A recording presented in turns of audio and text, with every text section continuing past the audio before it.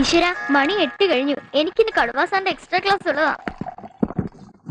എന്നാ നീ തയ്യാറായിക്കോ, ഇനിയിപ്പോ അവയിലൂടെ അല്ലേ ഉള്ളൂ. അതങ്ങനെ ഏറ്റു.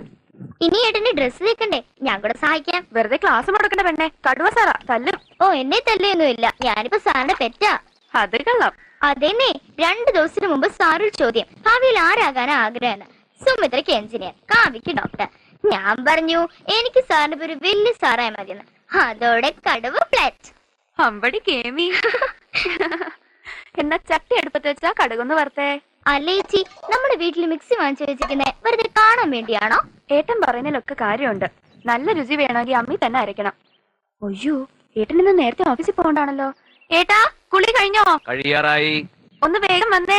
അവയിൽ ഇത്ര അറിഞ്ഞാ മതിയോ നോക്ക്. മതി, ധാരാളം മതി. കാണാതെ എങ്ങനെ മനസ്സിലായി? അമ്മിയുടെ ശബ്ദം കേട്ടാൽ അറിഞ്ഞൂടെ കുട്ടാ.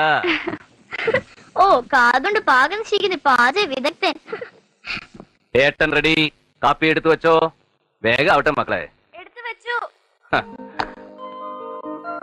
ആ, റെഡി റെഡി റെഡി. ഇന്ന് സ്പെഷ്യല് ഏട്ടൻ ഇഷ്ടപ്പെട്ട തക്കാളി കറിയാ. ഇവളെ തൊടിയിച്ചിട്ടില്ല. എന്റെ സ്വന്തം പാചകവാ. എങ്ങനെയുണ്ടെന്ന് നോക്ക്. അസല് ഗംഭീരം. ഇന്നെങ്കിലും ഏട്ടന്റെ ഒരു നല്ല അഭിപ്രായം പറഞ്ഞല്ലോ. ഉപ്പ് കുറച്ചെങ്കിലും ഇട്ടിരുന്നെങ്കിൽ ഒന്നുകൂടെ തന്നെ. തുടങ്ങി കുറ്റം പറിച്ചില്ല. ഇനി എന്തെങ്കിലും മുളക് ഇടാൻ മറന്നോ? പക്ഷെ സാരമില്ല, അതിന്റെയൊക്കെ കോട്ടം തീർക്കാൻ വേണ്ടി പുളി കാര്യമായിട്ട് തട്ടിയിട്ടുണ്ടല്ലോ.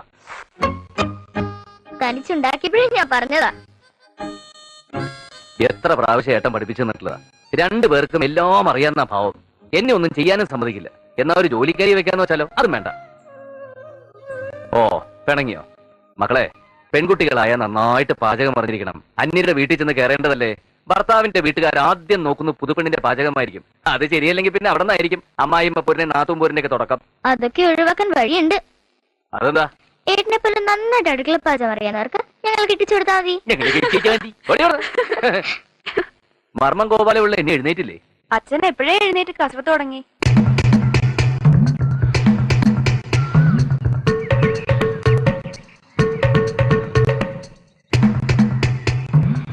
ഇങ്ങനെ 101 പ്രാവശ്യം അമരുകയും നിവരുകയും ചെയ്ത ജാനുവിന് നല്ല ബലം കിട്ടും. കസർത്തെടുക്കാൻ നമ്മളും ബലമെല്ലാം ജാനുവിനും. ഏതാ ശനി ജാനു? അയ്യടാ, എടോ, ഈ ജാനു എന്ന് പറയുന്ന ഒരു മർമ്മത്തിന്റെ പേരാ. ഗുദം പസ്തീനാഭീഹൃയം, സ്തനമൂലം സ്തനരോഹിതം, അപാരാജം ജാനു എന്നിങ്ങനെ 107 മർമ്മങ്ങളുണ്ട്. അതിൽ തന്നെ സദ്യപ്രാണഹരം, കാലാന്തര പ്രാണഹരം എന്നീ ഉപവകുപ്പുകളുണ്ട്. ക്ഷതം പറ്റിയ ഉടനെ തട്ടിപ്പോകുന്നത് സദ്യപ്രാണഹരം, കാലം കഴിഞ്ഞ് തട്ടിപ്പോകുന്നത് കാലാന്തര പ്രാണഹരം. സർവീസിലായിരുന്നപ്പോ പല കൊലകൊമ്പന്മാരും ഞാൻ മുട്ടുകുത്തിച്ചിട്ടുള്ളത് കാലാന്തര പ്രാണഹര മർമ്മത്തിനിട്ട് കുത്തിയിട്ടാ. അതുകൊണ്ടാണല്ലോ ആശാൻ മർമ്മം ഗോപാലപിള്ള എന്നറിയപ്പെടുന്നത്. അതേടോ, ഇപ്പോഴൊരു 10-20 പേര് വന്നാലും ഞാൻ ചൂണ്ടി നിർത്തും. ഒരു ചൂണ്ടുവർമ്മ പഠിപ്പിച്ചു തരും ആശാനെ. അയ്യാ, അത് തന്റെ ഭാര്യക്കിട്ട് ചൂണ്ടല്ലേ. അതിന് ഫീസ് വേറെ വേണം. ഇപ്പൊ തൽക്കാലം ജാനുവിനെ മുറുകെ പിടിച്ചോ. സ്റ്റാർട്ട്. ഓ ചേച്ചി, പതുക്കെ. മുടി കെട്ടാനാ പറഞ്ഞത്, പിഴുതെടുക്കാനല്ല. ഈ ആണുങ്ങൾക്കൊക്കെ എന്തൊരു സുഖ. ചീപ്പെടുത്ത് 2 പിടി കഴിഞ്ഞു. ഇപ്പൊ മുടി പിന്നിക്കിട്ടുന്ന ആണുങ്ങളും ഉണ്ടടി. പങ്കെന്നാ പറയുന്നേ. ഓ പതുക്കെ. കണ്ടില്ലേ, ഒട്ടും ശരിയായില്ല. നീ എന്താടി സൗന്ദര്യ മത്സരത്തിന് പോവാണോ? ഒന്ന് പോ ചേച്ചി. ഏട്ടാ, ഞാൻ വിളിക്കാം. എന്താ ഇവിടെ പ്രശ്നം? കണ്ടില്ലേ ഏട്ടാ, മുടി കെട്ടി വെച്ചിരിക്കുന്നത്. നന്നായില്ലേ ഏട്ടാ? നന്നായില്ല. കുട്ടന്റെ മുഖത്തിന് യോജിക്കുന്ന ഇരട്ടപ്പിരിയ. അല്ലെങ്കിൽ അവൾക്കൊരു പിരി ഇളകിയതാ. ഏട്ടൻ ഇനി ഇരട്ടപ്പിരിയുടെ ആക്കിയാലോ?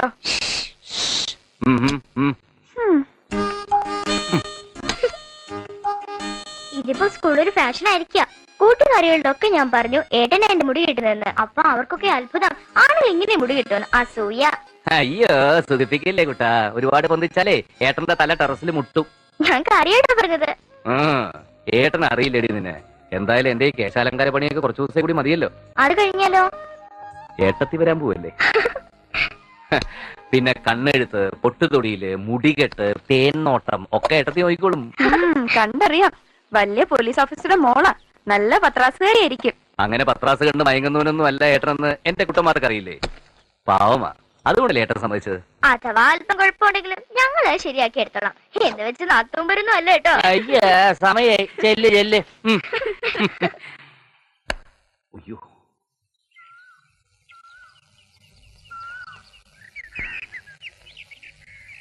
വാ.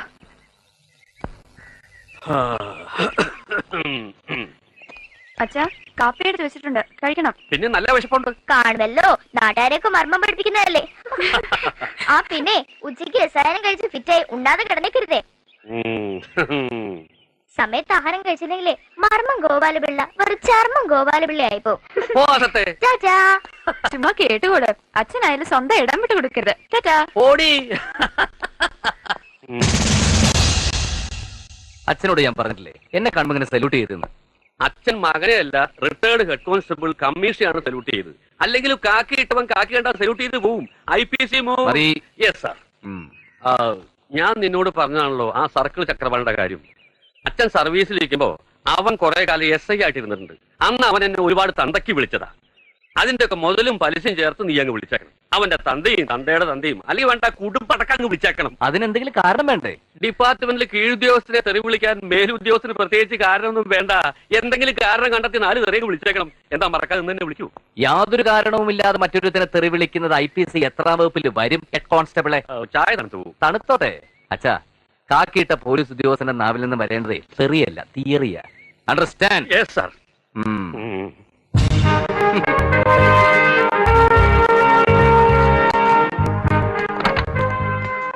സൽപ്പേരി ഒന്നിലിടോ. സൽപ്പേരിയേട്ടൻ തയ്യാറായിക്കൊണ്ടിരിക്കുക. അയാൾ എന്നും ലേറ്റ് ആണല്ലോ.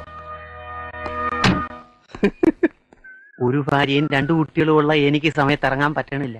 അപ്പോ 2 ഭാര്യ 7 മക്കളും ഉള്ള സൽപ്പേരിയേട്ടന്റെ കാര്യം. അച്ഛാ ആ പട ഇറങ്ങി കഴിഞ്ഞു. ബട്ടൺസ് ഇട്ടോട്ടെ. പപ്പ ഫോൺ ബോക്സ് വാങ്ങാൻ മറക്കല്ലേ. ഇല്ല മോളെ. എന്റെ ക്രിക്കറ്റ് ബോളിന്റെ കാര്യം ഓർമ്മയുണ്ടടാ. പപ്പ കളി കൊടുക്ക. അയ്യോ കേട്ടടാ. മഞ്ജുവിന്റെ മരുന്നിനുള്ള തുണ്ട് പോക്കറ്റ് വെച്ചിട്ടുണ്ട്. കണ്ടു. മഞ്ജുവിന് മഞ്ഞഫ്രോക്ക് വാങ്ങണേട്ടാ. കുഞ്ചുന്റെ കുത്തിവെപ്പ് നാളല്ലേ? ഓ ആശ്വാസം. സമയമായി.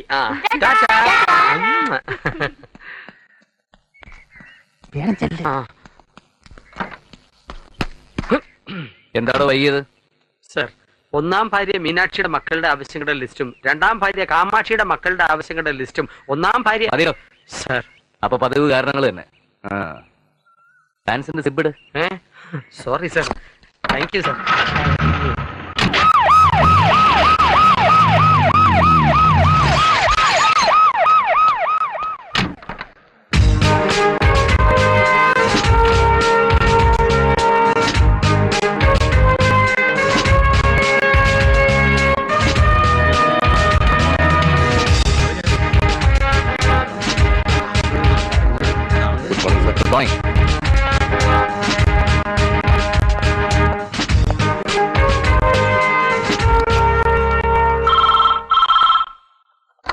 Hello, commissioner here. DGP ആണ് സർ, പ്ലീസ്. ചൈതന്യ നഗറിൽ നിന്ന് 1-2 പേര് വിളിച്ചിരുന്നു. ഒരു പ്രശ്നമുണ്ട്. അറിയാം സാർ. 2 ദിവസം മുമ്പ് എനിക്കൊരു കോൾ ഉണ്ടായിരുന്നു. അപ്പൊ തന്നെ അവിടുത്തെ CAയും SIയും വിളിച്ച് ഞാൻ സംസാരിച്ചിരുന്നു. പിന്നെ ഇന്റലിജൻസ് വിങ്ങിൽ നിന്ന് ഇൻവെസ്റ്റിഗേഷൻ ഒരാളെ നിയോഗിച്ചിട്ടുമുണ്ട്. ഓ, അപ്പൊ താൻ അഡ്വാൻസായി മൂവ് ചെയ്ത് കഴിഞ്ഞു. ഗുഡ്. VIP-കൾ താമസിക്കുന്ന കോളനിയാണ്. വീണ്ടും ഒരു പ്രോബ്ലം ഉണ്ടാവാതെ നോക്കണം. പിന്നെ DIG നാളെ ചാർജ് എടുക്കൂ. തനിക്കാ റെസ്പോൺസിബിലിറ്റി. എത്ര വമ്പന്മാരായാലും you take bold action. Yes sir. വിശദമായിട്ട് അന്വേഷിച്ച് അപ്പോൾ റിപ്പോർട്ട് ചെയ്യാം. ഓക്കെ. സഞ്ജീവിന് വിവരം കിട്ടിക്കഴിഞ്ഞു. അയാൾ നടപടി എടുത്തു കഴിഞ്ഞു. ഒരു റിട്ടേൺ കംപ്ലൈന്റ് പോലും കിട്ടിയിട്ടില്ല. വെറും ഒരു ഫോൺ കാളിന്റെ പേരില്. അല്ലെങ്കിൽ തന്നെ കമ്മീഷണർ ഇതിൽ ഇടപെടുത്തേണ്ട കാര്യം എന്താ? ബന്ധപ്പെട്ട CIയോടോ SIയോടോ അന്വേഷിക്കാൻ പറഞ്ഞാൽ പോരെ? പോരാ.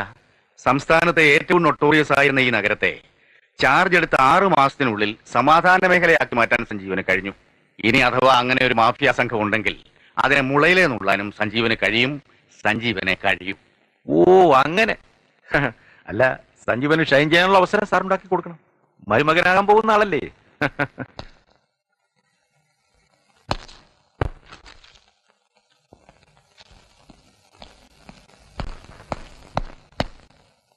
സാർ, ആ പെൺകുട്ടി ഇനി എത്തിയിട്ടില്ല. തനിക്ക് എപ്പോഴും പെൺകുട്ടികളുടെ ഓർമ്മയുള്ളൂ.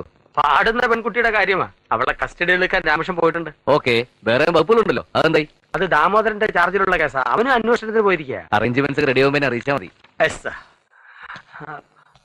സാർ, എന്റെ കോൺസ്റ്റബിൾ ഭാര്യ കാമാക്ഷിയുടെ അനിയത്തി ഒരു വിശാലാക്ഷി ഉണ്ട്. സംഗീത കോളേജിൽ പഠിക്കാൻ നന്നായിട്ട് പാടും. നമുക്ക് അവളെ കൂടി ഒന്ന് സഹകരിപ്പിച്ചൂടെ സാർ? തന്റെ ഭാര്യയുടെ അനിയത്തിയല്ലേ? അതെ സാർ. അത് വേണ്ട. അയ്യോ, അതെന്താ സാർ? തനിക്ക് ഇപ്പൊ തന്നെ 2 ഭാര്യമാരില്ലേ? ഇനി എണ്ണം കൂട്ടണ്ട. Yes sir.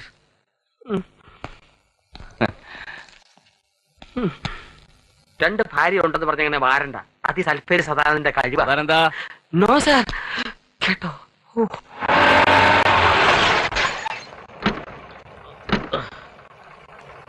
ഭാഗവതി മാമ ഒന്ന് വേഗം വാ. വരുന്നതൊക്കെ കൊള്ളാം. എന്റെ മോക്ക് പറഞ്ഞു സമ്മതിച്ച കാശ് കിട്ടണം. അവളെ സിനിമയെ പാടാൻ വിളിച്ചതാ. ചിത്രയ്ക്ക് പകരമായിരിക്കും. ആ തന്നെ. അയ്യോ, പിന്നെ എന്താ പോവാത്തത്? വീട് വിട്ട് പുറത്തു പോവാൻ മോക്ക് ഇഷ്ടമല്ല. അമ്മയെ പിരിയാൻ പ്രയാസമാ. അതുകൊണ്ടാ. മാമൻ വിഷമിക്കേണ്ട. മാമന്റെ മോക്ക് നല്ലൊരു ഭാവി ഞങ്ങൾ ഉണ്ടാക്കി തരും. പിന്നെ വെറുതെ കശപിശ ഉണ്ടാക്കാതെ മാമാന.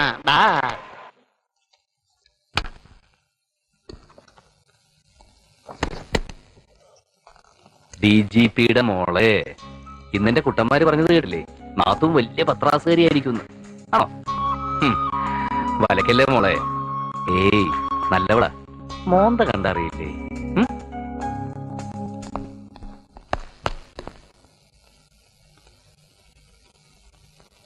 ആ കുട്ടിയെ ഇനി നോക്കണ്ട സാർ. അവൾ ഗർഭിണിയാണ്. ഗർഭിണിയോ? സാറിന് വിഷമം ഉണ്ടാകുമെന്ന് അറിയാം. നിങ്ങൾ തമ്മിൽ നല്ല കോമ്പിനേഷനിലായിരുന്നല്ലോ. സഹകരിക്കാൻ പറ്റാത്തതിൽ ആ കുട്ടിക്കും വിഷമമുണ്ട് സാർ. സാറിനോട് മാപ്പ് പറഞ്ഞതായി പറയാൻ പറഞ്ഞു. ഏത് കുട്ടിയുടെ കാര്യമാണ് നിങ്ങൾ പറയുന്നത്? നമുക്ക് സ്ഥിരമായി പാടാൻ വരുന്ന മല്ലിക. ഓ, മല്ലിക. അവള് പോയെങ്കിൽ എന്താ സാറേ, പകരം മറ്റൊരു കക്ഷിയെ കസ്റ്റഡിയിൽ എടുത്തിട്ടുണ്ട്. കല്യാണി.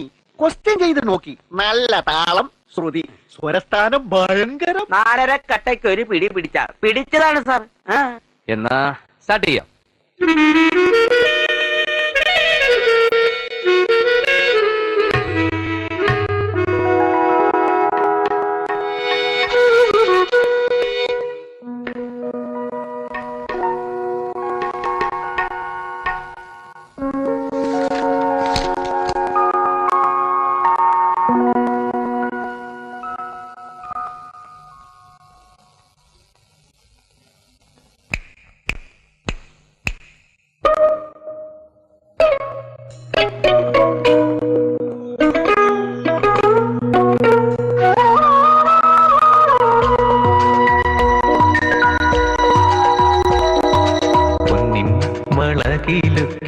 വിളിച്ചുണർത്തി എന്റെ മനസ്സുണർത്തി, പൊന്നിൻ വളകിലുക്കി വിളിച്ചുണർത്തി.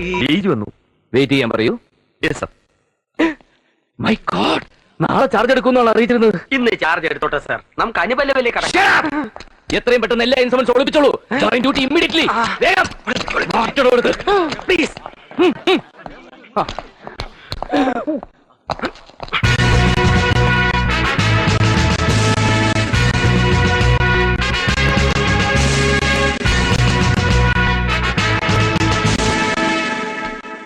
സാർ നാളെ ചാർജ് എടുക്കുന്നുള്ള പറഞ്ഞിരുന്നത്. എനിക്ക് ഇന്ന് ചാർജ് എടുക്കണമെന്ന് തോന്നി.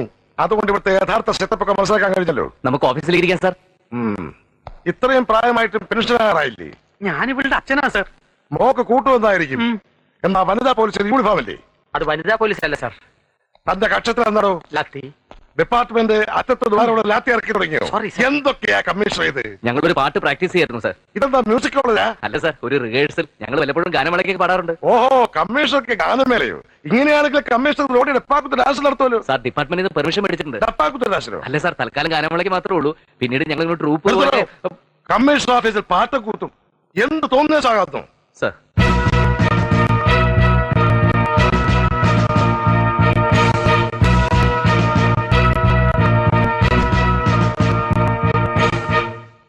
ആട്ടെ, പാടിയ പാട്ട് അമീർ കല്യാണിയല്ലേ? അല്ല സാർ, ഇവളുടെ പേര് നിത്യ കല്യാണി. രാഗത്തിന്റെ പേര് പോലും അറിയാത്ത താൻ എങ്ങനെയാണോ ക്ലാരറ്റ് വായിക്കുന്നേ? Sorry sir. എന്താണോ ഇതൊക്കെ കമ്മീഷണറെ കുത്തയ്യാതെ കരുതിയോ? എല്ലാം എടുത്തങ്ങോട്ട് നിരത്താൻ പറയണോ? എടോ, കാക്കയ്ക്കുള്ളിലെ സംഗീതത്തെ കുറിച്ച് മഹാകവി വള്ളത്തോൾ പാടിയിട്ടുണ്ട്. കാക്കയ്ക്കുള്ളിൽ തുടിക്കും ഹൃദയത്തിന്റെ രാഗമാണിത്, കല്ലല്ല ഇരുമ്പല്ല, രാത്രി മാറ്റിക്കൊടുക്കുക തമ്പുരു വാർത്തിടും ഗാനകന്യക ഒന്നിനെ. നോക്കി നിൽക്കാതെ അങ്ങോട്ട് അടിച്ച് പൊളിക്കണോ കമ്മീഷണറെ?